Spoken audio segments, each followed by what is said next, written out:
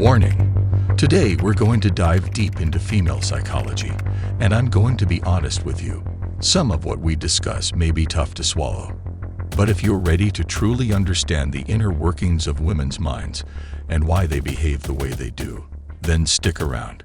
We'll be discussing attraction, dominance, and the underlying desires that drive women's behavior. This is not for the faint of heart, but for those willing to confront uncomfortable truths. You'll come away with a greater understanding of the women in your life and how to navigate those relationships with confidence and success. So let's get started. In one of my past relationships, I remember something my ex said to me once while we were having sex. She loves it when I curl her up into a ball. She said, "Wow, I feel so small." It stuck with me, and I started noticing similar comments from other women.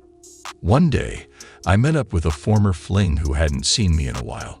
I had been hitting the gym hard and putting on some serious muscle.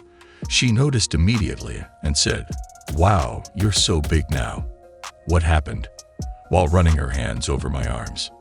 I knew what happened. I had been dedicated to 5-3-1 and eating 3,300 cal a day. But her reaction made me realize something important. Physical dominance is a huge turn-on for women. Another time, I had a girl complaining about her boyfriend while laying on my chest. She said, "He's the same height as me and I hate it. I love how little I feel when I'm with you. I love it when you pick me up during sex." This pattern repeated itself in my interactions with women. They wanted to feel small and vulnerable compared to me. But as a shorter guy, I struggled to attract taller women or athletes. It seemed that they were just as affected by this psychological force as everyone else, and only interested in guys who were noticeably bigger than them.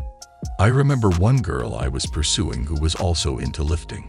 She treated me poorly, and I eventually realized that it was because I wasn't big enough for her. I once saw her with a tall guy, a real symmetrical beast of a man. He was huge, a towering figure, and it was clear that she was smitten with him. She was like a giddy schoolgirl, all giggles and flutters around him. I noticed that the man was not particularly attractive or charismatic. He lacks the stereotypical traits associated with attracting girls, such as confidence or dominance. However, I realized that this did not seem to matter to the girl, as what she really wanted was to feel small and feminine around him. This suggests that physical dominance and strength play a large role in what women find attractive in men, as they want to feel protected and secure in the presence of their partner. The man's physical appearance and personality may have been less important to the woman than his ability to make her feel safe and secure. But it's not just about height. You can be taller than her, but if you're stick thin or look weak, she'll pick up on it, and her libido will be dead in the water. It's better to be fat than skinny when it comes to women. At least with fat, there's some semblance of size and strength. It was a tough pill to swallow, but it made me understand the power of physical dominance and attraction. If you're shorter than her, or even her height, it's still possible to attract her, but only if you have muscles and a solid frame to make up for it. You need to make her feel weak and vulnerable, like you could overpower her at any moment. It might sound messed up, but that's just the way it is. Women are complicated creatures, and they want what they want. One of my plates loved it when I pinned her wrists down during sex and would struggle to break free.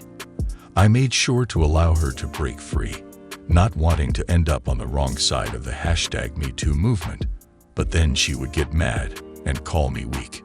So I had to show her that I was actually holding back a lot, and that she could never break free from me, even when I was putting in minuscule effort. And let me tell you, when I did that, she felt the climax harder than ever before. It's a sobering truth that women crave a man who can make them feel small and feminine. It's not something they can control. It's ingrained in their subconscious. As a man, it's important to ask yourself, can you make her feel this way? Can you make her feel inferior in every way, both physically and mentally? Being with a woman who is your equal in stature can feel uncomfortable, even emasculating. It's vital to understand that she needs you to be better than her in every aspect. She wants to feel like a small, dumb little girl with a daddy owning her. And while it may be an uncomfortable thought, it's the truth. If you can't provide her with that feeling of inferiority, she won't be sexually attracted to you. It's a harsh reality, but it's one that all men must face. So ask yourself, are you taller, stronger, smarter, more in tune with reality? Can you hold your own in physical or verbal confrontations? These are the qualities she needs from you, and you can't avoid it if you want to be with her. While women seek respect and equality in their professional lives, they may not desire the same level of equality in their relationships. Instead, they might prefer a partner they consider superior, as this could be more attractive to them. The kind-hearted and respectful nice guy may not be the one to spark her sexual interest. You might have heard stories about staunch feminist women who advocate for equality, only to find excitement in rough bedroom encounters. I have a friend who briefly dated such a woman.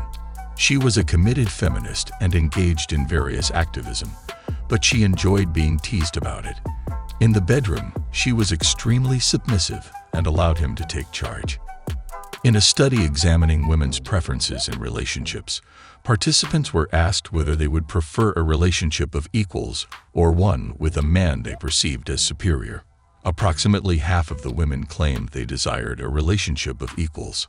However, it is suggested that this may not accurately reflect their true desires due to cognitive dissonance or a tendency to provide politically correct answers. While in Bali, I met a beautiful Ukrainian girl who had a boyfriend. Predicting that her boyfriend was older, taller, and wealthier than her, my assumptions were proven correct. This reinforced the idea that women with high sexual market value tend to seek partners who are superior to them. I confess to not being a gym enthusiast, which may disqualify me as a potential partner for some women. They might enjoy my company but not feel a base level of attraction due to a perceived lack of physical superiority. However, for those who value intelligence, wisdom, and self-growth, I have found success. The key takeaway is that it's important to be superior in some aspect, whether it's physical, intellectual, financial, or social, in order to be attractive to potential partners. While not everyone can be physically impressive, there are other ways to make oneself stand out and appeal to others. Ultimately, the more areas of superiority one can exhibit, the more attractive they may be to potential partners. I believe that physical strength plays an important role in relationships, and feeling masculine can be enjoyable. For me, dating smaller, dainty, and cute women allows me to feel masculine by comparison. I suspect that small, nerdy men may be attracted to Asian women due to the cultural promotion of submissive, feminine qualities, allowing these men to experience masculinity in the relationship. Women often appreciate witnessing men display masculinity. As the story goes, women enjoy being picked up by a strong man, making them feel small and protected. In a raw, instinctual mode, one woman criticized her lover for being gentle during an intimate moment, reflecting her desire for a more dominant partner. In the pickup artist community, negging is a form of flirting where a subtle insult is directed at a target. Examples include commenting on excessive makeup use or calling someone weird. When attempting to attract high-quality partners, negging can escalate in intensity. Some men even resort to harsh language, yet women may still respond positively. This counterintuitive reaction occurs because the man's confidence in making such comments demonstrates his superiority, which can be attractive. While insulting women to establish dominance is not necessary, it is undeniable that it can be effective. With the right social calibration and practice, this approach can yield quick results. I don't agree with the idea that women have something wrong with them. It's important to look deeper into why women react positively to negative comments rather than making quick judgments.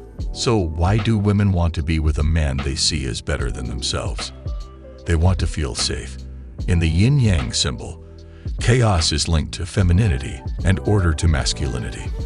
Women want a strong, confident man to protect them from chaos, both in the world and within themselves. A man who is strong, has money, and is smart can make a woman feel secure because she trusts him to handle life's challenges. Women know that it's natural for men to protect them, and they respond to this.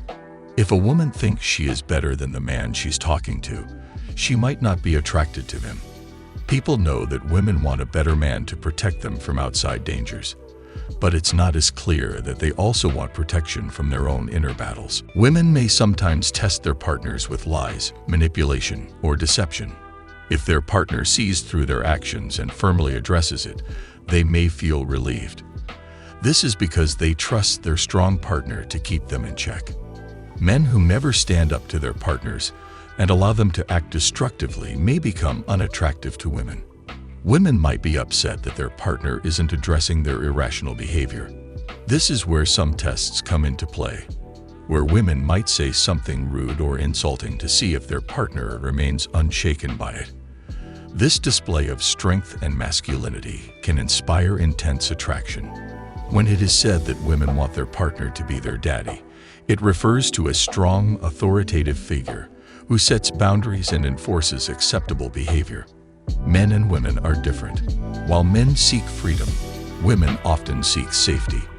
They don't want unrestrained freedom, as it can be scary. Some women know they can be irrational, which is why they might enjoy dominant and submissive sexual play, as it shows their partner recognizes their chaotic side and keeps it under control.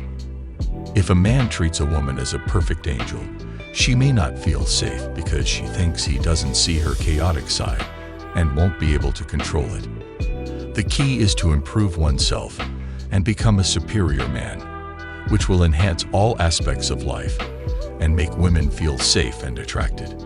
I know it might be controversial to say that equality in romantic relationships isn't ideal, but for the most part, men and women might have happier and healthier relationships with a dynamic where the man is in a superior position.